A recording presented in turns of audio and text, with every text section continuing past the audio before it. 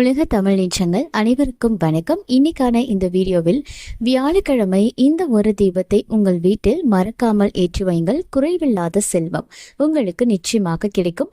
என்ன ஏற்றி வைக்கணும் அப்படின்றத பற்றி பார்க்கலாம். வீடியோக்குள்ளே போகிறதுக்கு முன்னாடி என்னோட சேனலை சப்ஸ்கிரைப் பண்ணிக்கோங்க. பக்கத்தில் இருக்கக்கூடிய பெல் பட்டனையும் ப்ரெஸ் பண்ணிக்கோங்க.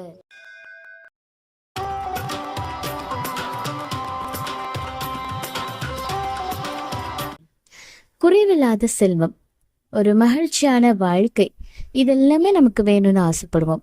அதுக்கு நம்ம கண்டிப்பா யாரை வழிபாடு செய்யணும் அப்படின்னா மகாலட்சுமி, அதுக்கு அடுத்ததாக சுக்கிர பகவான், அதுக்கு அடுத்ததா பார்த்தீங்கன்னா குபேரர். இவங்களை நம்ம வழிபட்டோம் அப்படின்னாலே நமக்கு அந்த மகாலட்சுமியுடைய அருள், நம்ம நினைத்த அந்த வாழ்க்கை அப்படின்றது கண்டிப்பாக கிடைக்கும்.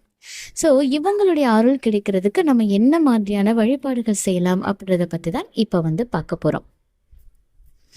செல்வத்துக்கு அதிபதியாக இருக்கக்கூடிய குபேரனை நீங்க அவருக்கு உகந்த நாள்ல வழிபாடு செய்யறது அப்படின்றது ரொம்ப நல்லது. குபேரனுக்கு உகந்த நாள் அப்படின்னு சொல்லி பார்த்தீங்கன்னா வியாழக்கிழமை. ஏன்னா அந்த நாள் தான் அவருக்கு உகந்த நாளாக சொல்லப்படுது.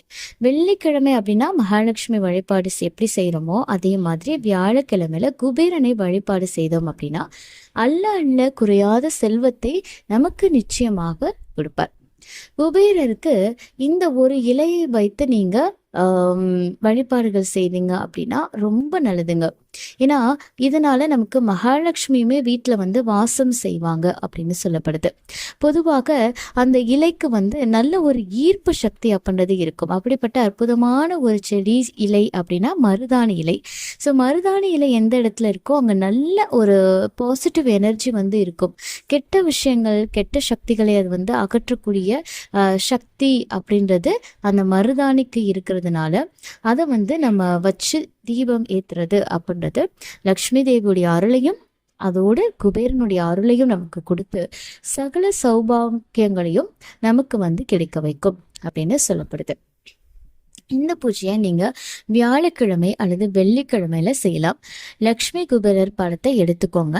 அதுக்கு முன்னாடி ஒரு தட்டு வச்சுக்கோங்க.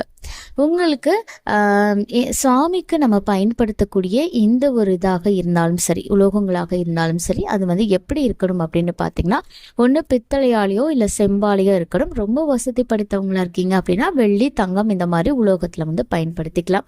எக்காரணம் கொண்டும் பிளாஸ்டிக் தட்டையோ இல்லை எவர் சில்வர் தட்டையோ நீங்கள் பயன்படுத்துறதை தவிர்த்துக்கோங்க. இப்போ என்ன பண்ணணும் அப்படின்னா, இப்போ பித்தளை தட்டு ஒன்று எடுத்திருக்கீங்க அப்படின்னா அந்த பித்தளை தட்டை வச்சு அதுக்கு மேலே மருதாணி இலைகள் இருக்குது பார்த்தீங்களா, அதை நல்லா பரப்பிக்கோங்க.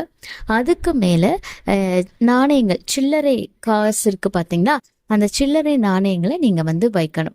மருதாணியும் சரி, நாணயங்களும் சரி மகாலட்சுமிக்கும் உகந்தது, குபேரனுக்கும் உகந்தது அப்படின்றதுனால இவங்களுடைய இரண்டு பேருடைய அருளும் நமக்கு நிச்சயமாக கிடைக்கும். இப்போ மகாலட்சுமிக்கு இன்னும் விருப்பமான சில பொருட்கள் இருக்கும் பார்த்தீங்கன்னா, ஏலக்காய், கிராம்பு, பச்சை கற்பூரம், இதெல்லாமே அந்த இலைகள் மேலே தூவிக்கோங்க. இப்போ ஒரு சுத்தமான அகல் விளக்கு ஒன்று எடுத்துட்டு அதை நல்லா சுத்தம் பண்ணிட்டு மஞ்சள், குங்குமம் இதெல்லாமே வச்சுக்கோங்க. அதுக்கப்புறமா நெய் கொஞ்சம் ஊற்றுக்கோங்க. நெய் ஊற்ற முடியாதவங்க நல்ல நெய் ஊற்றிக்கலாம். ஆனால் மகாலட்சுமி வழிபாடு செய்கிறீங்க அப்படின்னாலே நெய் பயன்படுத்துறது அப்படின்றது ரொம்ப நல்லது. பஞ்சு திரி போட்டோ, தாமரை தண்டு திரி போட்டோ, வடக்கு இல்லைன்னா கிழக்கு நோக்கி இந்த தீபத்தை ஏற்றணும். இந்த தீபத்துக்குள்ள கற்கண்டு, டைமண்ட் கற்கண்டு போடலாம். பச்சை கற்பூரம் இதெல்லாம் நுணுக்கி நீங்கள் போடுறது உங்களுக்கு இன்னுமே நல்ல ஒரு பலனை கொடுக்கும். ஸோ இந்த தீபத்தை நீங்கள் ஏற்றும் போது உங்களுக்கு நல்ல ஒரு பாசிட்டிவ் எனர்ஜி அப்படின்னது வீட்டில் பெருக ஆரம்பிக்கும். அதே மாதிரி அந்த நாளில் மகாலட்சுமிக்கும் குபேரனுக்கும் உரிய மந்திரங்களை உச்சரிக்கிறது அப்படின்றது ரொம்ப நல்லதுங்க. இதனால வாழ்க்கையில் நமக்கு முன்னேற்றத்தில் வரக்கூடிய தடைகள், நமக்கு கிடைக்க வேண்டிய நல்ல விஷயங்கள் எல்லாமே கிடைக்காம தட்டி தட்டி போகுதுன்னு சொல்லுவாங்களா, அந்த மாதிரி தடைகள் எல்லாமே நீங்கி செல்வ செழிப்பு அப்படின்றது பல மடங்கு பெருகிக்கிட்டே இருக்கும். பண வரவுக்கு என்னைக்குமே குறைவு அப்படின்றது இருக்காது. இப்போ இந்த மருதாணி இலைகளை அடுத்த நாள் நீங்கள் என்ன பண்ணணும் அப்படின்னா, அதை நல்ல மைய அரைச்சு பெண்கள் முக்கியமாக கையில் வச்சுக்கலாம். இதனால மகாலட்சுமி உங்கள் கூடவே என்னென்னைக்கும் இருப்பாங்க. நம்ம வச்சுக்கிறது மட்டும் இல்லைங்க, பக்கத்து வீட்டில் இருக்கக்கூடியவங்களுக்கு கூட நீங்கள் இதை கொடுத்தீங்க அப்படின்னா ரொம்ப ரொம்ப நல்லது. மகாலட்சுமி உங்கள் வீட்டில் நித்திய வாசம் செய்வாங்க. இந்த தகவல் உங்களுக்கு பயனுள்ளதாக இருக்கு அப்படின்னா மறக்காம உங்க நண்பர்கள் கூட பகிர்ந்துக்கோங்க. மேலும் இது போன்ற ஆன்மீக தகவல்களுக்கு என்னோட சேனலை நீங்க சப்ஸ்கிரைப் பண்ணிட்டு பக்கத்துல இருக்கக்கூடிய பெல் ஐக்கானையும் பிரஸ் பண்ணிக்கோங்க. நன்றி.